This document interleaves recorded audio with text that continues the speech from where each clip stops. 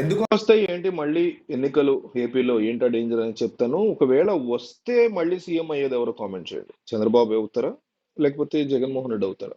ఎప్పుడు వస్తాయని చెప్తా. బట్ ఒకవేళ వస్తే అది ఏడాది కావచ్చు, రెండేళ్ళు కావచ్చు, మూడేళ్ళు కావచ్చు, ఆంధ్రప్రదేశ్ లో మళ్ళీ ఎన్నికలు వస్తే జగన్ అవుతారా సీఎం, చంద్రబాబు అవుతారా అని కామెంట్ చేయండి.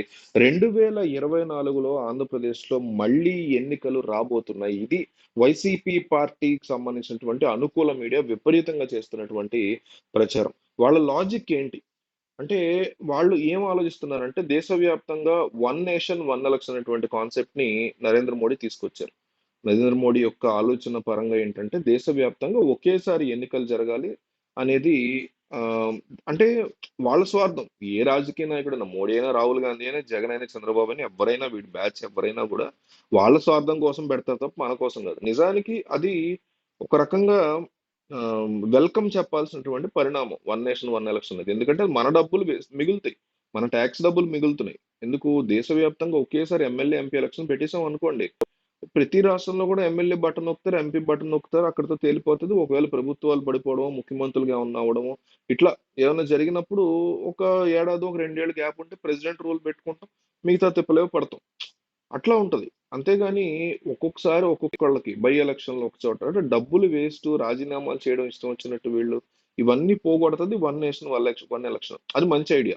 కానీ ఎందుకోసం పెట్టారు? మోడీ యొక్క ఆలోచన ఏంటంటే దీని వెనకాల మీకు ఎప్పుడైనా అబ్జర్వ్ చేస్తే ఆంధ్రప్రదేశ్ తీసుకోండి.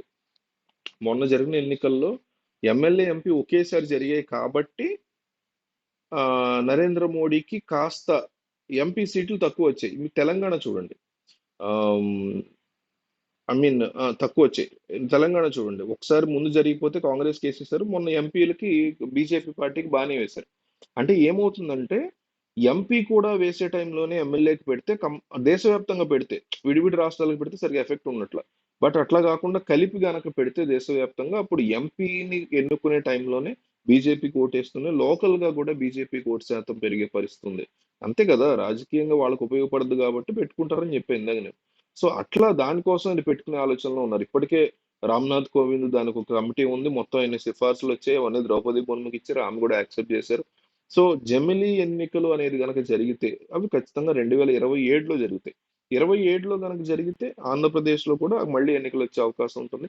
అప్పటికి కూటమి ఇచ్చినటువంటి భారీ హామీల్ని అమలు చేసే పరిస్థితి ఉండదు కాబట్టి మళ్ళీ జగన్ నమ్ముతారు జనాలు అనేసి వైసీపీ నమ్మకం. ఇది ఇదంతా వైసీపీ యొక్క ఫీలింగ్.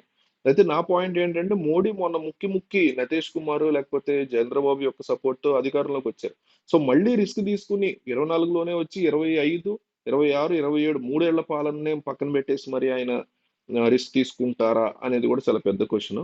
మరి ఆ రిస్క్ తీసుకుంటే జగన్ అయితే వస్తారు ఏపీలోని వైసీపీలో అనుకోవడం తప్పలేదు, లేదు మా బాబాయ్ మళ్ళీ వస్తాడని టీడీపీలో అనుకోవడం తప్పలేదు. కానీ మోడీ అంత పెద్ద రిస్క్ తీసుకుని జమ్మి ఎన్నికలకు వెళ్తారా అనేది మాత్రం చాలా పెద్ద క్వశ్చన్.